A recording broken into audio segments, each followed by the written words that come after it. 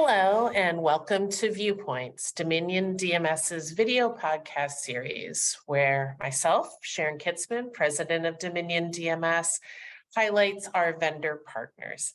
And today we have Laura Tierney. She's the sales manager and a managing partner at ARSLoaner. Laura, welcome to Viewpoints. Hi, thanks for having me. Absolutely.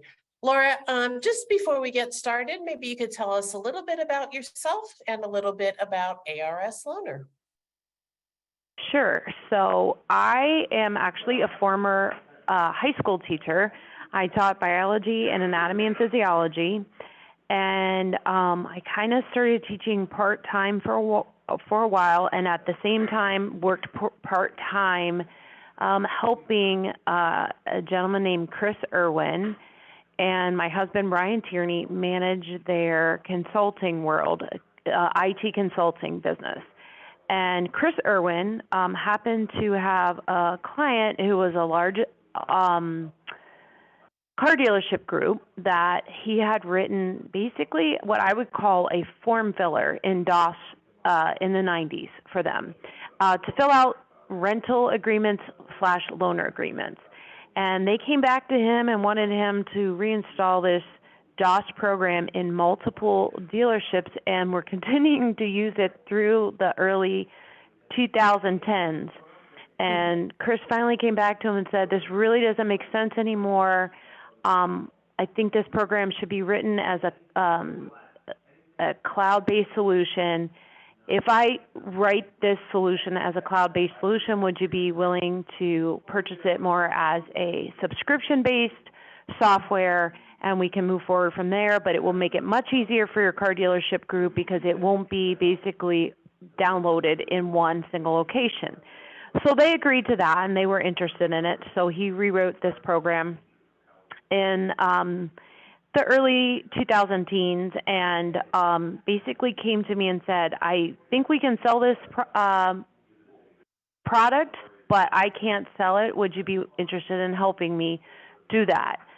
So I said, sure, I'll see what I can do. And I just kind of looked at it the same way I looked at teaching.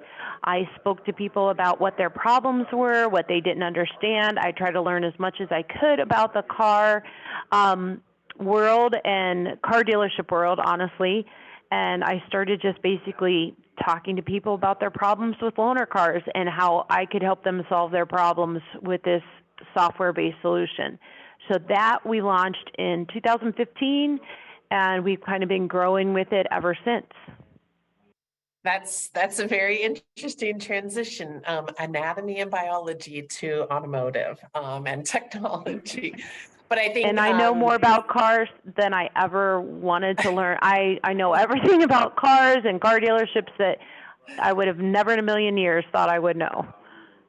Excellent. But I think your transition there and how you articulated it, it's about talking to people and listening, right? Makes a lot of sense. So we're here in April. It's tax day. But we're here in April, and I trust your first quarter went smoothly in 2023, and you're off to a good start in the year. Yeah, we actually saw huge growth in the beginning of 2023. So we're really happy about what happened for us in the beginning of the year, and we hope it's going to just keep continuing for the rest of the year. Excellent. So beyond transitioning the software from a DOS-based form filler to a cloud-native solution that's subscription-based, maybe you could give the dealers out there listening an example of how your solution provides unique value to their business. Great. So in 2015, like I said, we kind of took this thing that was a form filler, and then very quickly I learned that, hey, it needs to be a lot more than a form filler. It needs to manage all aspects of having loaner and or rental cars. And when I use the term rental car, I kind of use it loosely. Like, we're not trying to service enterprise rent a car. We don't have, it's not a super complicated solution similar to probably what they need. But we basically added to it and added to the architecture of it so that it would help manage, things like damage to the vehicle and, scheduling vehicles. And then, again, moved on into something that was a much more mobile platform. So the thing that I think is unique about us is that we started with something that was, very traditional for a car dealership. And there are car dealerships out there that really still love to live in that more traditional PC world, I call it.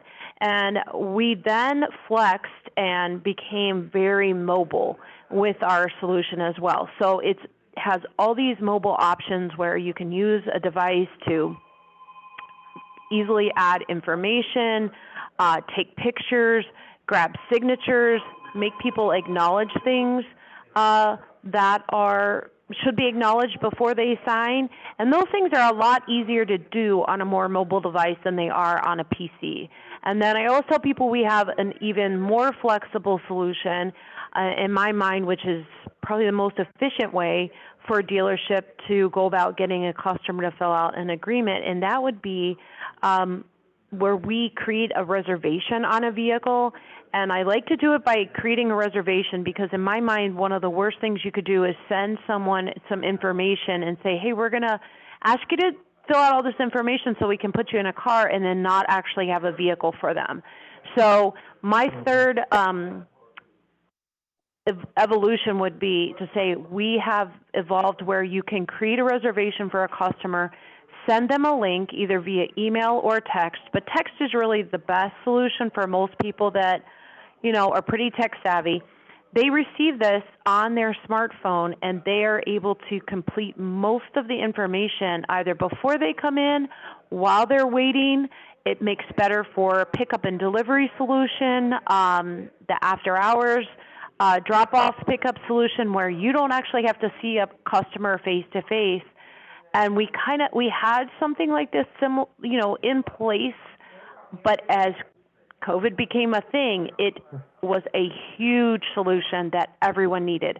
We need to get cars to our service department to be fixed.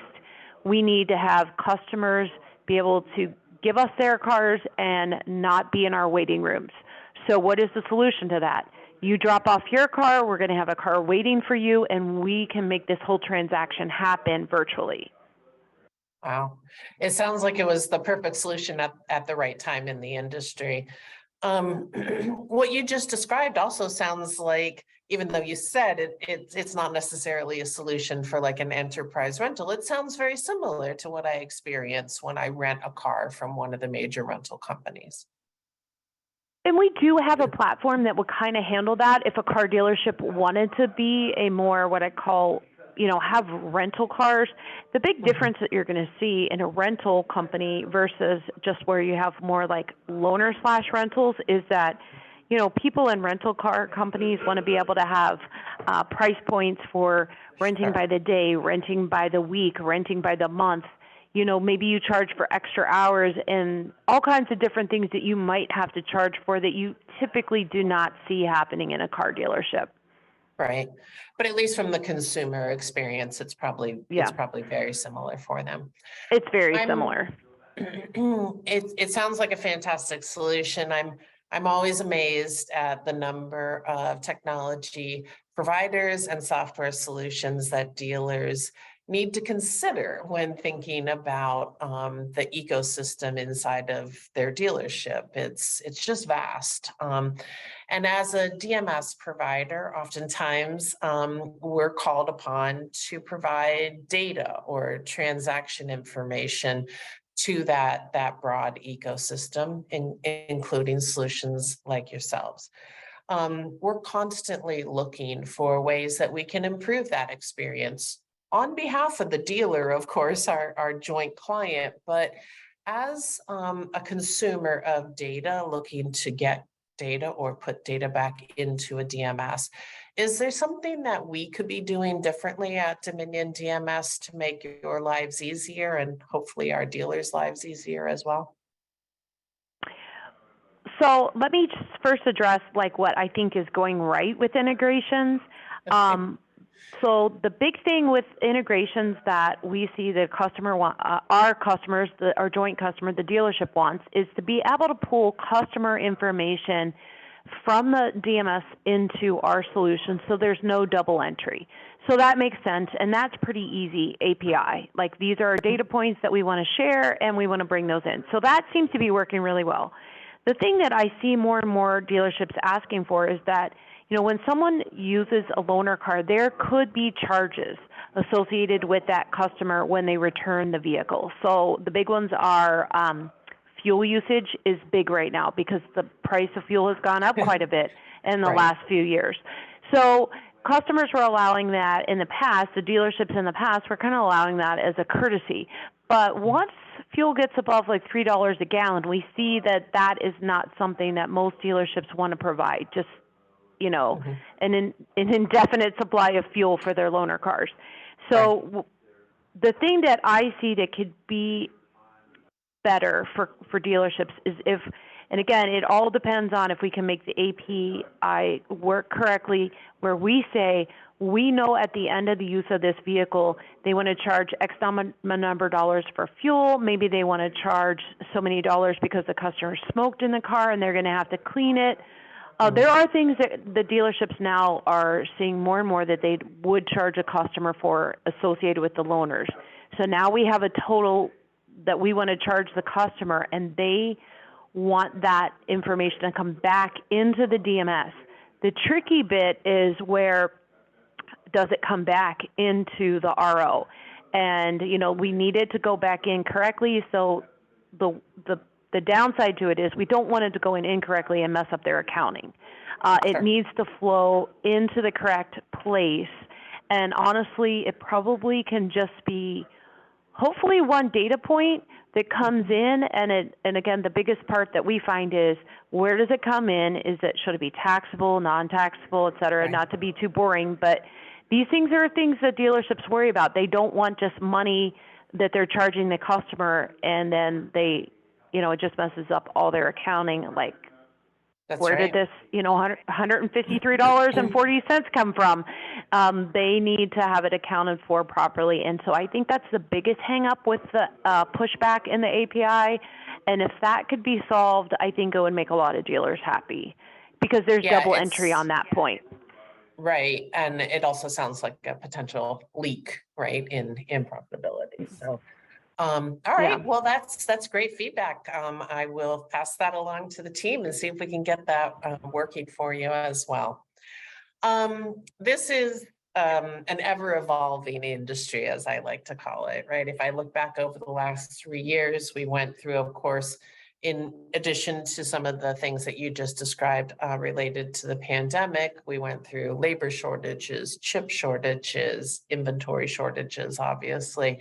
And now here we are with price hikes on things like gas and, of course, rate increases. As you and your team sit down on a quarterly basis or annual basis, however you do your planning, and think about where dealers are heading in 2023 and maybe some of the upside or potential downside that you could help them take advantage of or hopefully mitigate. Is there anything that comes to mind that you'd like to share with our audience?